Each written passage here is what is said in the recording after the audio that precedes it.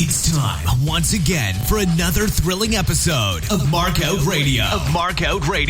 For the next hour, sit back, pull the stick out of your ass, and enjoy. Be warned though, smarks and internet know-it-alls will be offended, annoyed, and generally pissed off at what's about to happen to your ear holes. You've been warned. Now, Markout Radio.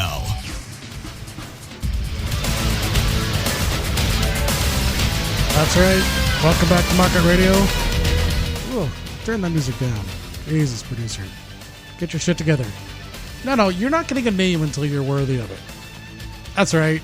I got somebody to abuse in studio now. Jesus. Everything's coming up Millhouse this week. All right, welcome back, Markout Radio fans and WCW fans and Nitro fans and basically 90s wrestling fans, right? I mean, let's be honest. Back in the mid-late 90s, you kind of paid attention more to WCW for a while, didn't you? The War? I mean, if the ratings are to be believed. Anyways, episode 2 of our favorite wrestling show that wasn't long for the world, WCW Monday Nitro. Episode 2 coming September 11, 1995 at the Knight Center in Miami, Florida, hosted by Steve Mongo McMichael, his creepy little tarantula dog, Eric Bischoff with the overly coiffed and dyed hair, and Bobby Heenan generally looking a little overstuffed. In-ring interviewer, of course, Mean Gene Okerlund, who would do a lot of promotions during the show for his 1-900 number, which, of course, he got around the large cut of. Holy shitballs, Dark Match Central. Dark matches tonight were Bunkhouse Buck and Dirty Dick Slater, the champions, versus Harlem Heat.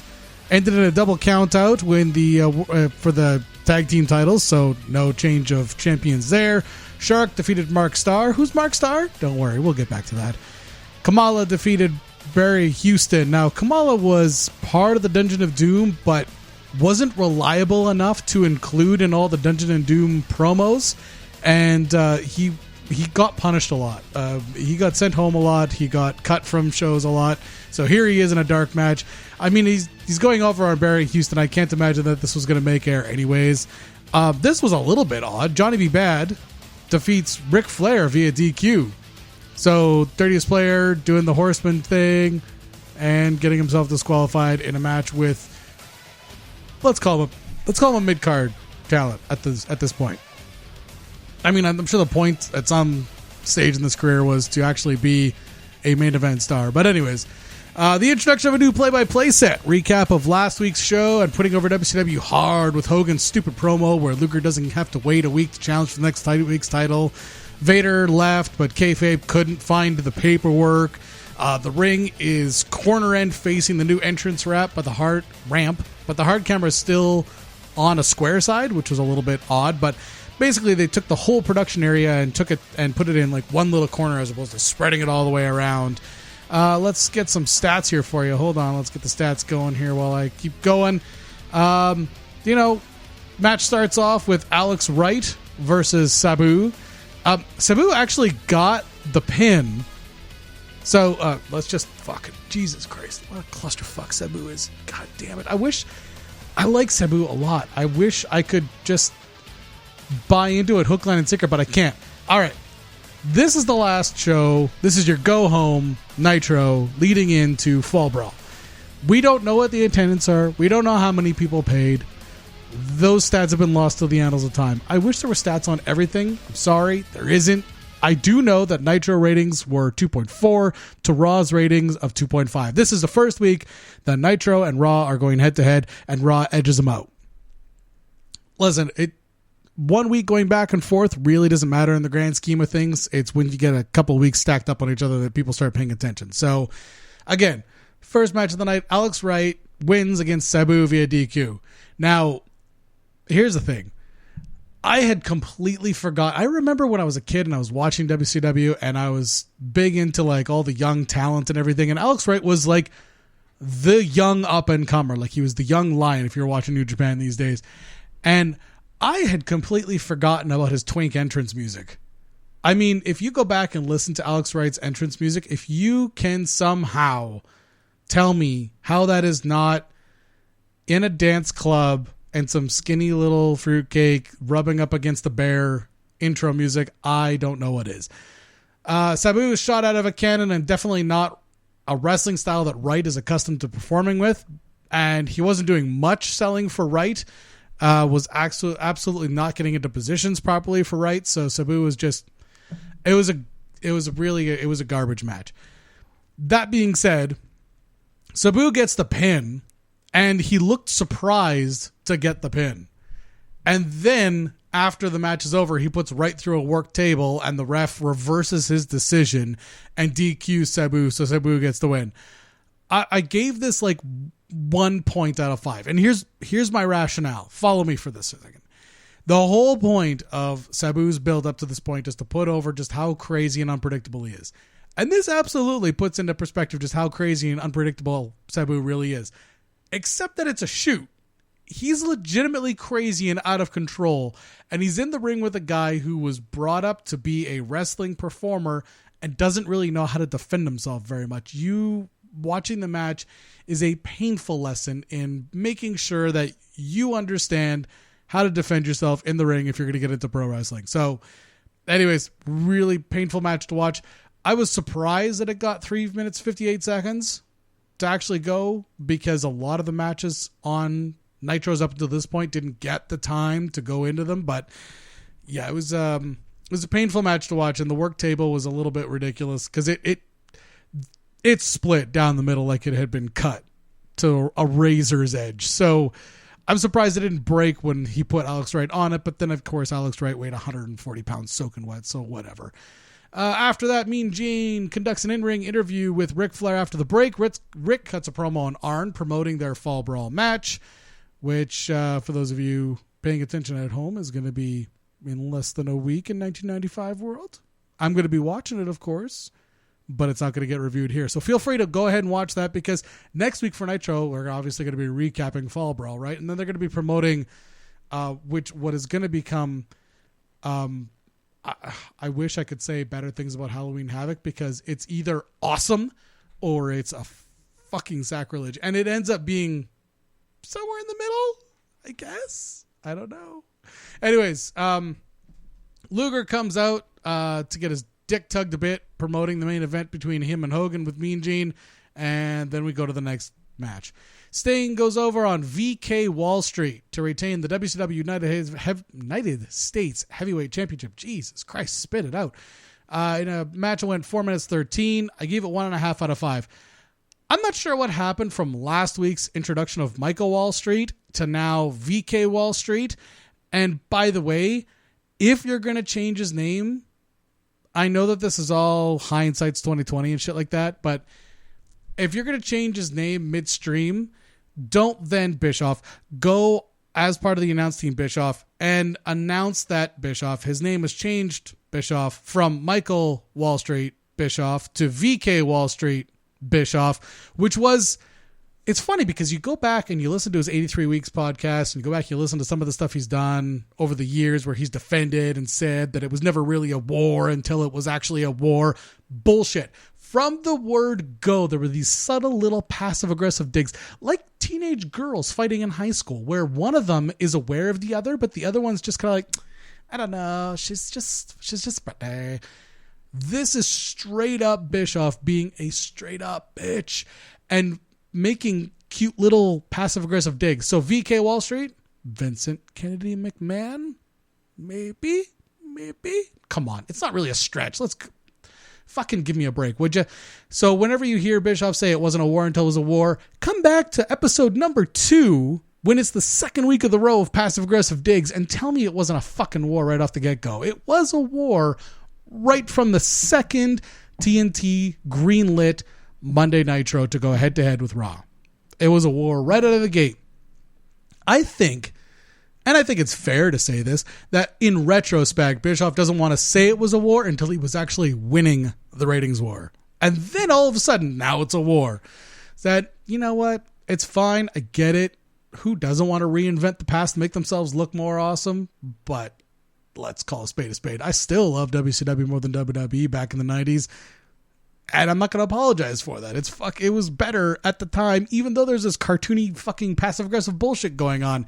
Because if you turn back over to Raw for September 11, 1995, holy shit. Anyways, this, however, was also the first time that Bischoff starts giving away Raw results on the air. So while Sting is making his way to the ring, Bischoff is giving away Raw results because, of course, Raw was an hour before and then Nitro was the second hour of Raw. And so here we are with Bischoff claiming that the war hasn't started yet, and yet he's also, not only has he renamed Michael Wallstreet from Mike Rotunda to Michael Wallstreet, which of course isn't an IRS dig at all, and then he's renamed Michael Wallstreet to VK Wallstreet, and then in the exact same match, he's got Raw results going on. So again, when you go back and you hear Bischoff saying it wasn't war until it was a war, just remember that we all want to reinvent the past to make ourselves sound less like assholes. I certainly would. Wallstreet keeps adjusting his singlet. I think he's been skipping leg days since his new ring gear maybe was bigger than he is now. He should probably switch back to black slacks and a white short sleeve shirt with a red tie. I mean, if they're going to call him VK, why not just keep going full gamut, go full fuck you to Vince? He could have come out with the stupid strut. Of course, Vince wasn't really doing the strut at the time yet. Wallstreet is blown up in a 4-minute match, and Sting didn't even break a sweat. Now, to be fair, it has been a few months since Rotunda's been in a ring, but he grew up. He'd been wrestling since he was 15. He was a 20-year fucking veteran by this point. You gotta know that when you're going to be on television, A, you want to have tights that fit. B, you want to make sure you're not going to get blown up. And C, that you're not going to get blown up in a match with the rising babyface of the company.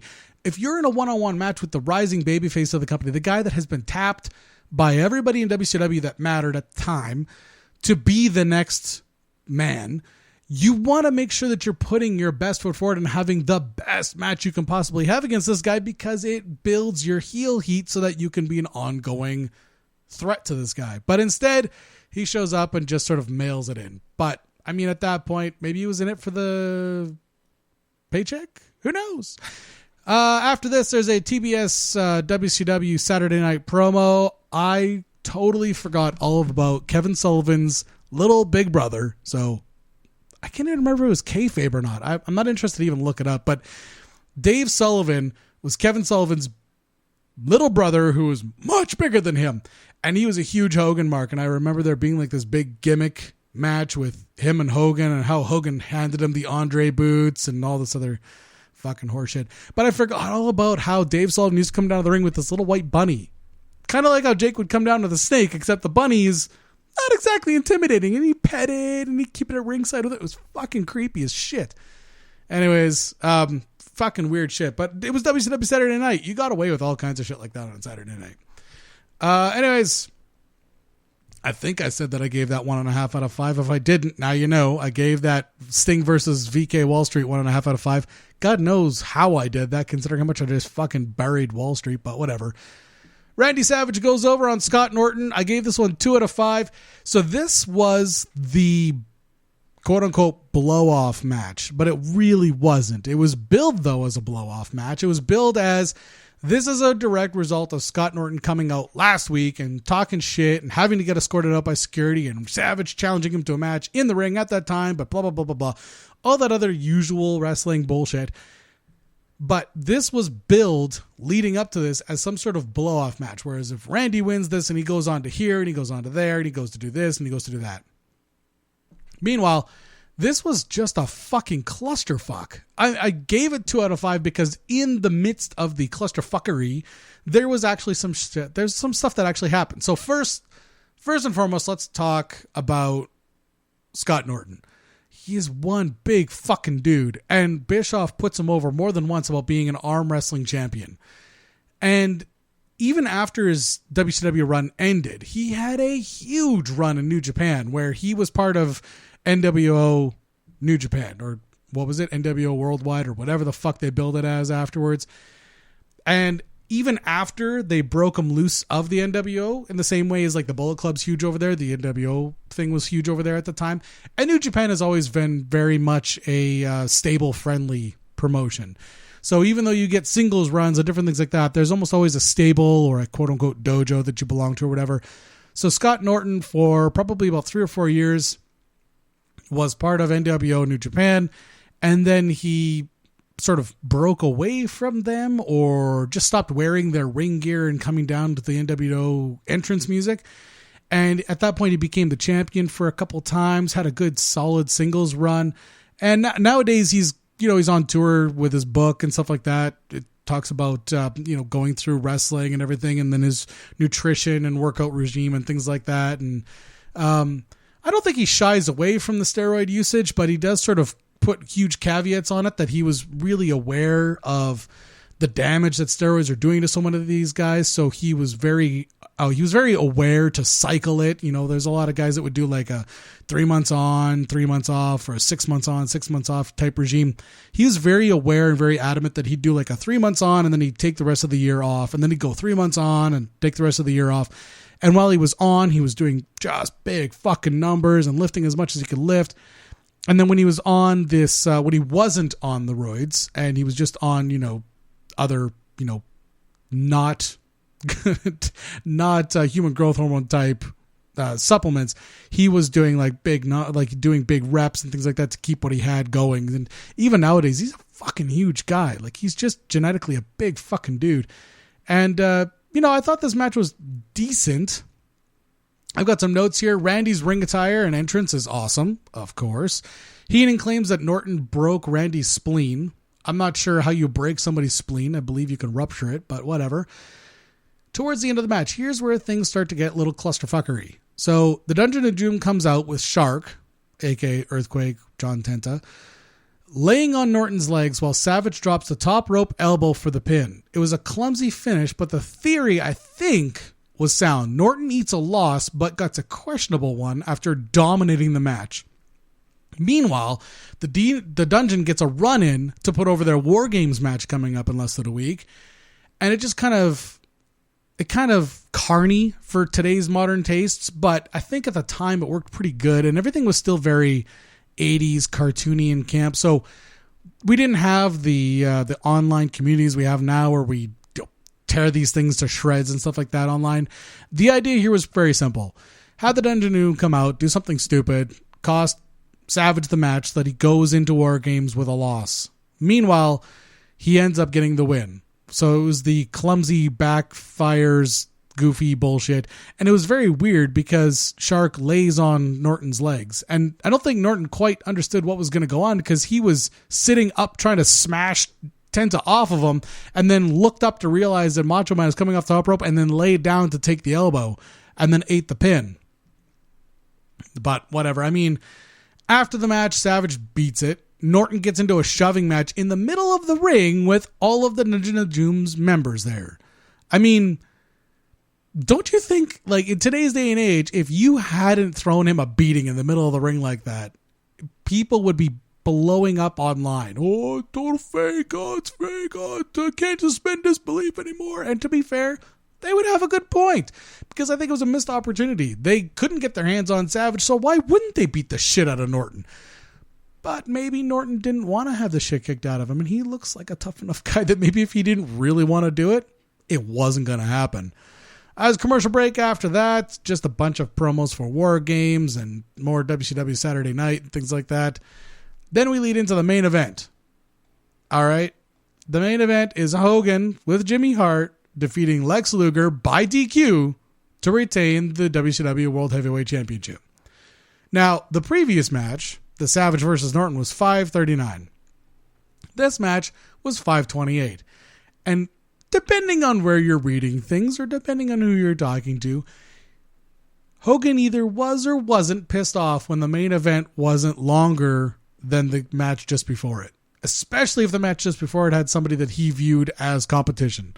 So I can imagine that he was not at all pleased when he came back and saw the stopwatch because he's going to go look at the fucking time. Anyways, Luger comes out with 14 minutes left in the show, and then they cut to a fall brawl promo about muscular dystrophy. So he's in the ring. God knows what Lex Luger does in the ring, the motioning and the flexing and all that other stuff for 3 fucking minutes. So whatever. With 11 minutes left in the show, the match actually starts. And I don't remember a time when Hogan faced somebody that was this much of a roidy Magoo. But he looked fucking tiny compared to Luger. Hogan looked really, really small in the ring with Lex Luger. And I'm used to him looking so much bigger than everybody. It was a little weird. But I mean, at the time he wasn't on the steroids very hard because this is around the same time as all the lawsuit and the court case and everything. So it would make sense if he's cutting back. But then when you go back and you hear Hogan interviews where he says he either wasn't on steroids, or when he goes back and he says, well, he wasn't on them as very much, or he wasn't on them as often, or blah, blah, blah. Or when he went to WCW, he was absolutely on them. Maybe not. I don't know. Luger, during the course of this match, no-sells a scoop slam, and then Hogan no-sells the shoulder tackle, which is two of their ways of setting up their finishers. Obviously, Hogan's scoop slam sets up the big leg, and Luger's shoulder tackle sets up the torture rack. So each of them no-sold the setup, which is not terrible. At least you're not no-selling a finisher. I mean, had Hogan no-sold the fucking torture rack? Jesus Christ. And I'm sure it will happen eventually, but it hasn't happened yet. Bischoff takes another shot at the WWF, commenting that Luger was a WWF champion and barely made it to the mid-card the last time he was in WCW. Now, this was a really stupid comment to make on his part, because here's what he's saying. He's saying that when WCW had Luger before, they were only able to get him polished up enough to be a mid-card talent. So they had to send him off to WWF to polish up the mid-card turd that was Luger and then return him as an actual contender for the title. I mean, when Hogan and Bischoff put their heads together to come up with these little shots that they were making, I think they were more interested in putting themselves over than actually making sense in the grand scheme of things. So had Luger, and he wasn't a mid-card talent, he was a WCW, well, he was at the top of the card anyways at one point, but saying that it took WWF to bring Luger to his full potential is saying that your company sucks and all they need to do is just keep bringing in better talent. It's a fucking stupid thing to say. Anyways, the Dungeon comes out, of course, because again, we got to promote War Games coming up, so it is what it is. Dungeon of Doom comes out, and the match is a DQ with Hogan getting the W since he got hit first. Whatever. WCW may have gotten rid of Dusty Rhodes by this point, but this whole card was 100% Dusty finishes, except for the Sting and Wallstreet match. 2 DQs, 2 run-ins. Jesus Christ. Now, post-match, there's the face team coming together with fingers pointing at everyone and sounding a lot more like heels, throwing each other under the bus than faces, but what the fuck ever. The show wraps up promoting Sunday Night Main Event, which at the time, Sunday Night Main Event was used as a pre-show to whatever pay-per-view was on that Sunday. Otherwise, it was just one of those pre-tapes that would have the best matches of the week or some of the matches that were untelevised from that week. The Sunday Night Main Events that were happening as a result of the new pay-per-view schedule were solely being used to promote the pay-per-view. So to sell the pay-per-view, you have a really great pre-show. And so promoting the pre-show as the ending of Nitro is actually kind of smart. So that being said, overall, the whole show was a 2. I don't know that seems mean, but it was. I mean, objectively, it was not a great card. You had 4 dusty finishes out of 5. And that's not even arguable. You had 4 dusty finishes out of 5 as a go home for one of the bigger pay-per-views, because War Games had the double cages, right? So what ended up happening was this was one of the larger and more expensive pay-per-views to put on, because you'd have to have the 2 rings and the double cage and the whole 9 yards. And then, of course, you had this weird thing where it was looking a lot like you're going to have Hogan and Sting and Macho Man, and there was a question mark on the 4th guy, and then there was the whole Luger gimmick was, is he on our side? Is he on their side? We don't know. Let's have him in. Let's not have him in because we're losing this guy, but we can't kayfabe tell you how we're losing that guy, because at one point it was Vader, but he was gone. So it ends up being kind of a missed opportunity session because it could have been a lot bigger. It could have been a lot better to put over War Games. But I think maybe at the time they were kind of hoping that the fact that War Games was going to be such a big pay-per-view for them, that they were more interested in making sure that Nitro next week was going to have enough viewers and that maybe the pre-show was going to have enough viewers. That being said, I mean, I shouldn't say as a result, but Fall Brawl itself had an attendance number of 6,600 and 5,100 of them actually paid. The gate was $72,000. There was 120,000 pay-per-view buys. It's one of the smaller pay-per-views they had all year, and this is the first pay-per-view they have since beginning Nitro. So this was sort of testing the waters to see if Nitro was going to be a good advertising venue for those upcoming pay-per-views, and this time didn't really look like it. But that being said, Halloween Havoc did much, much better. Way more people actually paying to go to that pay-per-view, never mind more people watching the pay-per-view. And then, of course, World War III ended up having a decent gate, better than War Games was going to be, but not as good as Havoc, and fewer pay-per-view buys than War Games, but a better dollar amount coming in because they could save some money on some other stuff. Even though World War III actually had the 3 rings of nonsense where there was going to be a new champion or whatever, but we're going to get there. That's fucking months away yet. That's been episode 2 of this week. I appreciate you guys tuning in. Spread the word. Hit us up on Twitter under Markout Radio or look us up on Facebook.